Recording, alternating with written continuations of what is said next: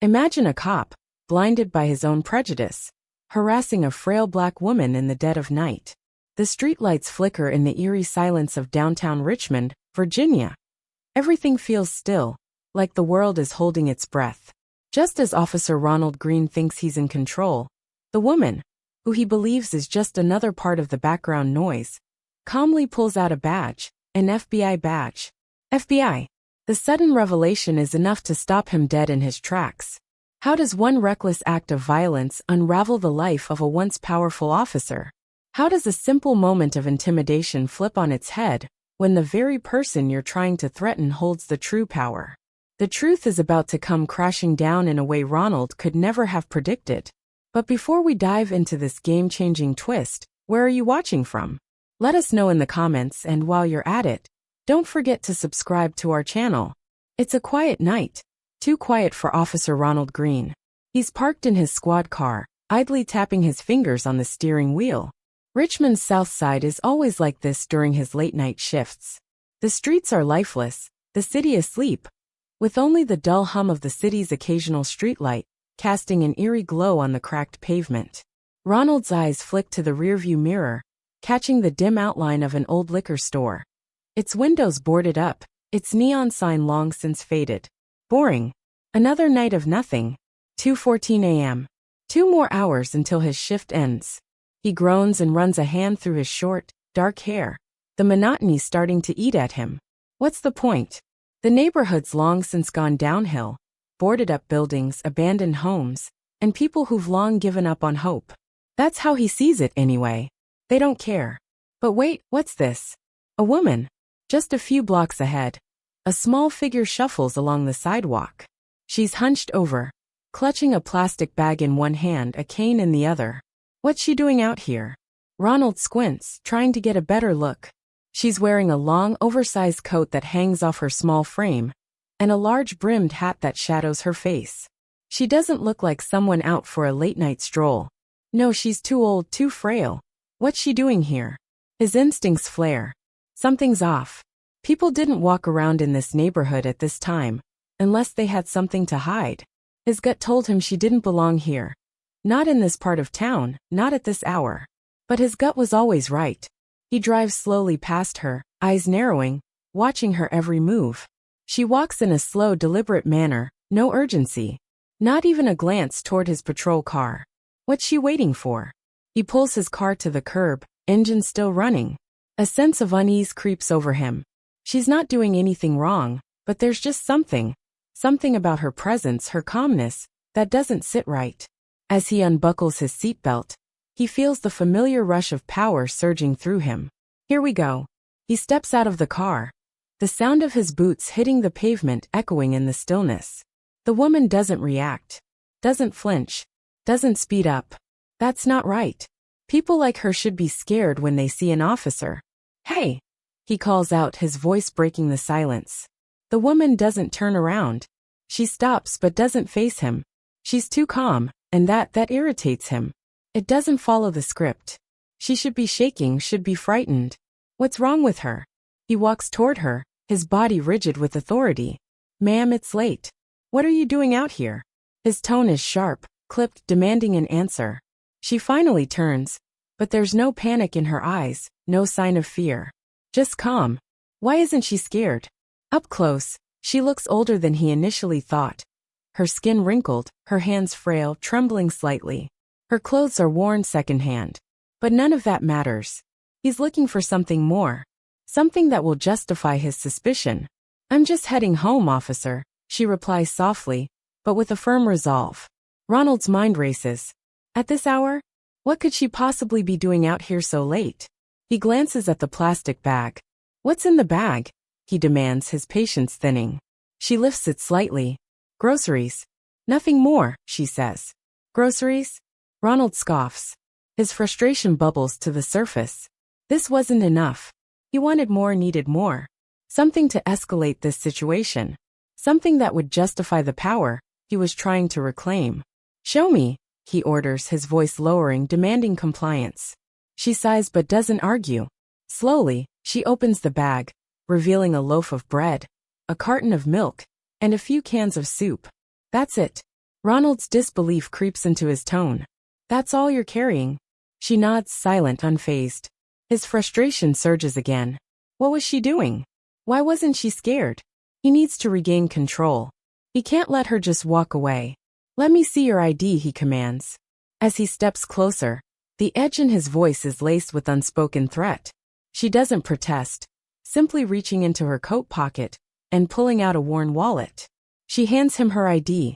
Helen Brooks, he reads. The address is local, nothing out of the ordinary.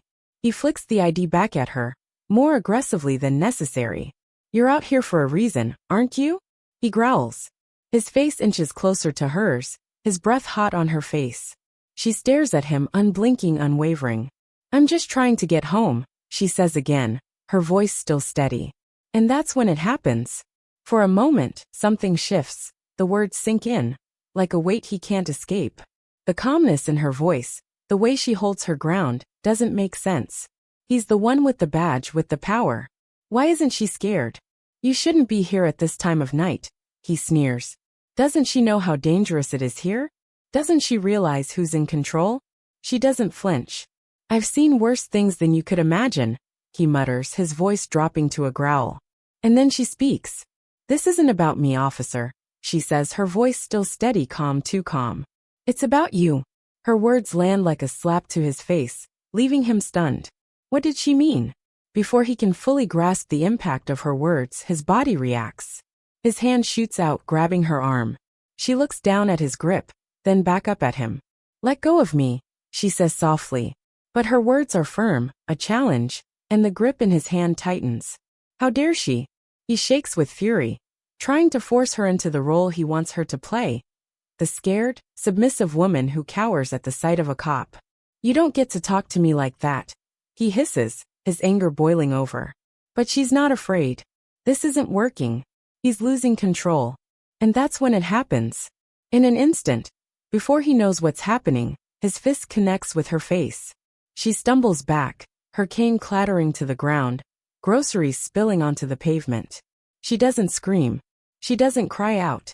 She just wipes the trickle of blood from the corner of her mouth and slowly stands back up. Ronald freezes. His fists are clenched, his mind whirling with confusion, anger, and fear. For the first time in his life, fear.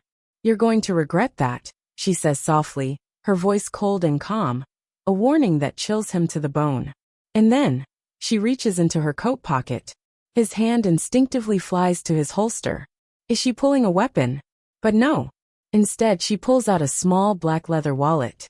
As she flips it open, a badge gleams in the dim light. FBI. I'm Special Agent Helen Brooks, she says, her voice as steady as ever. And you just made a very big mistake. The world tilts. The ground beneath Ronald's feet seems to vanish as the weight of her words sinks in. His heart pounds. An FBI agent. How did he miss it? The panic hits raw and suffocating. And for the first time in his career, Officer Ronald Green doesn't know what to do. His chest tightened, heart hammering as if it might burst through his ribs. But no, he couldn't let her see it, not now. Not with her standing there, as composed as ever, the badge still in her hand. The weight of her presence settled over him, like a suffocating fog. The truth she had laid bare hung in the air, suffocating every shred of his confidence, forcing him to swallow hard. He had to move, to do something. Ronald took a step back, fighting the panic that threatened to engulf him, his mind racing, searching for an excuse, anything that might let him escape this nightmare. Maybe he could downplay it, pretend it was some misunderstanding, an accident born of bad timing? But deep down he knew better. There was no spinning this, no avoiding the truth. Look, he said, his voice shaky. I didn't know. You didn't know? She interrupted, her tone sharp and controlled, a voice that demanded respect. And yet her words sliced through him, deeper than any physical blow. Her gaze never wavered, her eyes locked onto his, and he could feel the truth of her words rip into him like daggers. She didn't need to say anything more. Her silence, her steady presence, was a force all on its own. What could he say? What could he possibly say to defend himself? He had judged her the moment he saw her, made assumptions based solely on her appearance. He had let his own prejudices guide him, had chosen to see her as something less than human, and now he was paying the price. You made your assumptions the moment you saw me, Helen continued, her voice unwavering, each word weighing heavier than the last. You saw an older black woman, alone at night, and you thought you could treat me however you wanted. But you didn't stop to think, did you? Because people like you never do. Ronald flinched. Her words hit him hard, a truth so sharp and unyielding that it made his insides twist in shame. She was right. He had let his biases blind him. And now he was standing on the edge of a cliff, with nothing but a shattered career and a ruined reputation waiting below. I didn't mean to, Ronald stammered, his voice barely more than a whisper, his words fumbling for meaning. It just got out of hand. Helen's eyebrow arched, unimpressed. That's always the excuse, isn't it? You didn't mean to. But the truth is, you never thought there would be consequences. His stomach churned, his palms sweating as the full weight of what he had done settled over him like a cold, unrelenting wave. He had crossed a line that couldn't be erased, no matter how hard he tried to explain himself. And now it seemed it was too late. Suddenly, the distant sound of sirens sliced through the tension in the air. Ronald's heart raced, but not in relief. No, these sirens weren't coming for him. They were coming for her, for Special Agent Helen Brooks. And when they arrived, he knew they would be the ones to answer for what he had done. Helen didn't flinch. She just held his gaze unwavering, her face unreadable. You should start thinking about what you're going to say, Officer Green, she said quietly, her words low but full of foreboding. Things are about to get very serious for you. The sirens grew louder, the sound creeping closer. And with it, the realization that time was running out. Ronald's mind raced. Could he still fix this? Could he do anything to undo the damage? But it was too late. He had already sealed his fate with that single reckless punch. Moments later, the screech of squad car tires echoed in the street, and 2 patrol cars pulled up with a blinding flash of lights. Officers spilled out, hands instinctively moving to their holsters. But Helen, calm as ever, waved them off with a simple gesture. The officers lowered their weapons, though their eyes never left Ronald. Helen turned toward them. I'm fine, she said, her voice even. But Officer Green here has some explaining to do. Sergeant Miller, the lead officer, approached cautiously, his eyes darting between Ronald and Helen. His confusion was evident, his gaze flickering back and forth, unsure how to process the scene before him. Special Agent Brooks? He asked, his voice hesitant. What happened here? Helen's eyes never left Ronald as she spoke. Officer Green here assaulted me while I was conducting an undercover operation. I'll need to file an official report. The word assault hit Ronald like a slap in the face. It reverberated through his chest, a blow that left him breathless. There was no coming back from this. The officer's eyes, the judgment clear in their gaze, said it all. He was done. Sergeant Miller's face hardened. He turned to Ronald. Green, is this true? Ronald opened his mouth, but the words wouldn't come. His mind was blank, spinning with panic. What could he possibly say now? Nothing he said mattered. His silence, the quiet admission of guilt, was all Miller needed. Turn around, Miller ordered, his voice cold, final. For a moment, Ronald hesitated, frozen, his world crashing down around him. He wanted to scream, to fight, but he knew it was futile. There was no escape. Slowly he turned, hands shaking as he placed them behind his back. The sharp, metallic click of the handcuffs echoed in his ears like the finality of a prison door slamming shut. Miller gave him a rough shove, guiding him toward the waiting squad car. As Ronald was led away, he risked one final glance at Helen. She stood there, calm, composed, watching him. He wanted to apologize, to explain, but there was no point. She had already made up her mind. And so had everyone else. The squad car door slammed shut behind him, and as the vehicle pulled away, Ronald realized with a sinking heart that his life, everything he had known, was over. Back at the precinct, the atmosphere was thick with tension. Officers who had once nodded to him in respect now avoided his gaze. He was no longer one of them. He was the man who had assaulted an FBI agent. The man who had let his anger, his biases, destroy everything he had worked for. The holding cell was small and cold, the fluorescent lights overhead buzzing faintly, heightening the sense of dread that gnawed at him. Hours passed in agonizing silence. Ronald sat on the hard bench, his hands trembling in his lap, his mind racing. What now? Would he be fired? Would this go public? The thought made his stomach twist with anxiety. Just then, the door to the holding area opened, and Sergeant Miller stepped in. His expression was unreadable. "Green," he called, motioning for Ronald to stand. "They're ready for you." Ronald's heart hammered as he followed Miller down the long, dimly lit corridor. They reached the interrogation room, and Miller opened the door, gesturing for Ronald to enter. He stepped inside, his pulse quickening. Sitting at the table was Helen, calm and composed, and beside her, an agent Ronald didn't recognize. His heart sank even further. This was serious. More serious than he had imagined. Helen's voice cut through the silence. "Officer Green, please have a seat." Ronald hesitated for a moment before sinking into the cold, metal chair. He couldn't meet her eyes. The weight of his actions, of his failure, was too much to bear. The agent across from him, a tall man with sharp eyes, cleared his throat. "Officer Green, we're here to discuss the incident that occurred earlier tonight. Special Agent Brooks has already given her account, but we want to hear your side of the story." Ronald's mouth went dry. What could he possibly say? That he had acted out of frustration? That he had lost control? None of it felt like it would make a difference now. "I made a mistake," he muttered, his voice barely audible. "I didn't realize who she was. I thought she was just another." "Another what?" Helen interrupted, her voice calm but firm. "Another person you thought you could intimidate?" Ronald flinched. Her words hit him like a blow. He didn't have an answer. She was right. He had judged her the moment he saw her. And now he was paying the price. "I didn't mean to hurt anyone," he whispered, his voice weak. "It just got out of hand." Helen leaned forward, her eyes locking onto his. "Officer Green, this isn't just about tonight. This is about how people like you, people with power, use that power to hurt others. You assumed the worst about me because of how I looked, where I was. You didn't stop to think for a second that maybe I was just a person minding my own business." Ronald's chest tightened. He had no defense, no excuse, nothing but the crushing weight of his own guilt. The other agent spoke, his voice cold. "Officer Green, you will be suspended immediately pending a full investigation. You'll also be facing charges of assault on a federal agent." The words hit him like a sledgehammer. Suspended. Charges. His career, everything he had worked for, was slipping away. Helen stood slowly, her gaze still fixed on him. "You have to live with what you've done," she said quietly.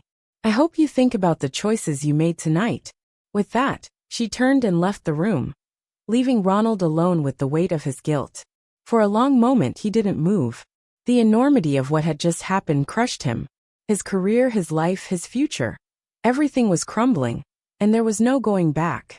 Miller's voice cut through the silence, his words hard and cold. "You're going to be processed now." It felt like the world stopped spinning. The words hit Ronald like a physical blow. He stood frozen, his legs trembling beneath him, as he tried to absorb the reality of what was happening. His body obeyed instinct, but his mind felt like it was trapped in a fog. He followed Miller down the hallway, his footsteps heavy, the air around him thick with unspoken judgments. Officers passed by, their eyes avoiding his, their faces blank, as if they couldn't even bear to acknowledge him. Once he had been one of them. He had shared camaraderie with these men and women, stood side by side in a shared purpose. Now, they looked at him as if he were already guilty, as if the uniform he wore had turned him into a stranger. When they reached the processing room, the weight of his situation became impossible to ignore. Forms were thrust into his hands, papers that signaled the end of his career, the beginning of his legal nightmare. He signed them automatically, his signature a final marker of his downfall. As the pen hit the paper, it felt as though he was signing away everything that once made him who he was. His identity, his pride, his sense of purpose, all gone in that one moment. Miller's voice broke the silence again. "You'll need to hand over your badge and your gun." Ronald hesitated. Just for a moment, but it felt like an eternity. The badge, the symbol of everything he'd worked for, was suddenly too heavy to carry. He unclipped it slowly, as though his hand was betraying him. The cold metal felt different now. He placed it, along with his gun, on the table, his chest hollow as if those items had somehow stopped belonging to him. Miller nodded toward the door, his voice flat. You're free to go for now. But don't get too comfortable. You'll be hearing from the department soon. Free to go, Ronald repeated under his breath, but the words felt foreign. He turned to leave, but the precinct had changed. It was no longer a place of purpose. Now it was just a maze of memories he no longer recognized.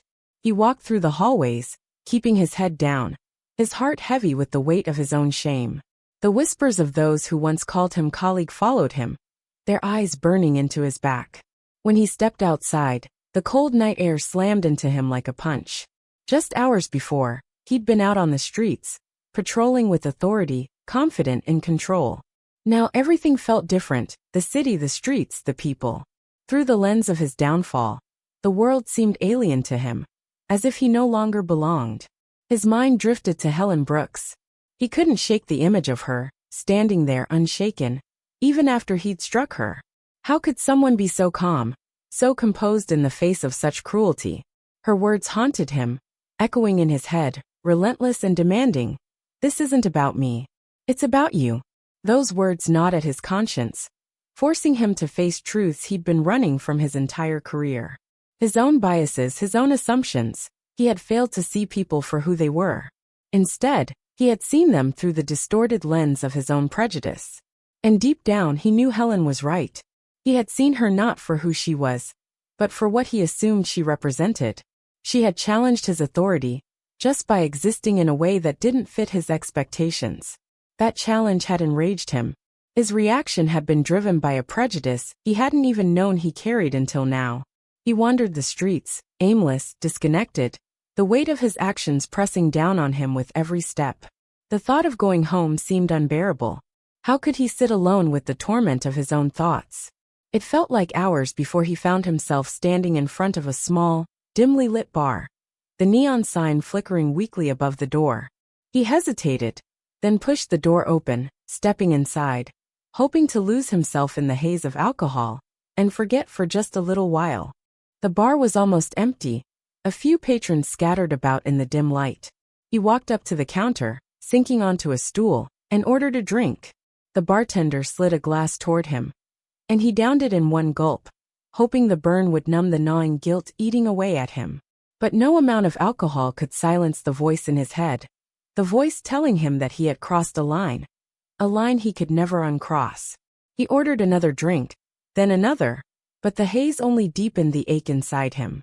He could think of nothing but what came next, the investigation, the trial, the fallout. He pictured his name in the headlines. Officer charged with assaulting FBI agent. The media would destroy him. His reputation would be in tatters. Would he ever find another job? Would anyone ever trust him again?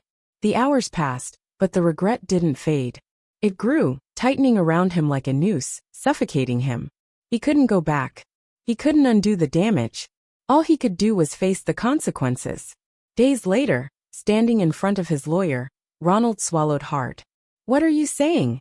he asked, barely able to form the words. The lawyer's response was grim. "I'm saying you need to prepare yourself. This isn't going to end well for you." The courthouse was an assault on his senses. Reporters crowded the steps, their cameras flashing, their questions cutting through the air like knives. Ronald ignored them, kept his head down, and tried to block out the noise. Inside, the courtroom was cold, sterile, indifferent. He sat next to his lawyer, his hands clenched tightly in his lap, his body tense. Across the room, Helen sat with the prosecution, her face unreadable. Ronald couldn't bear to look at her. The guilt was too much to face. The hearing was brief, too brief. The judge set bail and scheduled a trial date, but Ronald felt like he was watching it all unfold from a distance, as if it were happening to someone else. But it wasn't someone else, it was him. His life was falling apart, and there was nothing he could do to stop it. As he left the courthouse, his lawyer suggested a plea deal. It wasn't what he had envisioned for his future. But then again, none of this was.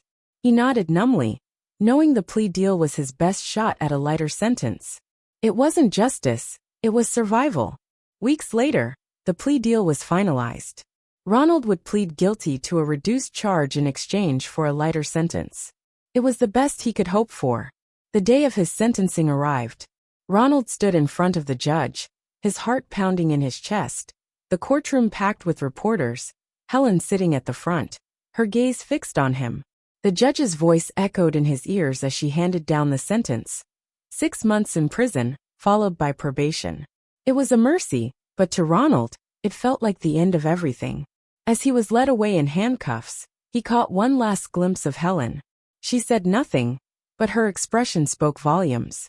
She had warned him, and now, he was facing the consequences. The months that followed were a blur. In the confines of his cell, Ronald had nothing but time to reflect. He thought about his assumptions, his biases, the person he had become. The walls of his prison cell felt like a constant reminder of the price he had paid. But perhaps the most painful realization was that none of this had been necessary. If he had just treated Helen with respect from the beginning, if he had thought before acting, none of this would have happened. His career, his freedom, his reputation, they were all gone because of a single moment of judgment, a single moment of weakness. When he was finally released from prison, the world had moved on, but he hadn't. The weight of his actions still hung over him like a dark cloud. But as he stepped out of those prison gates, he made a vow to himself. He would never let his prejudice blind him again. Not ever.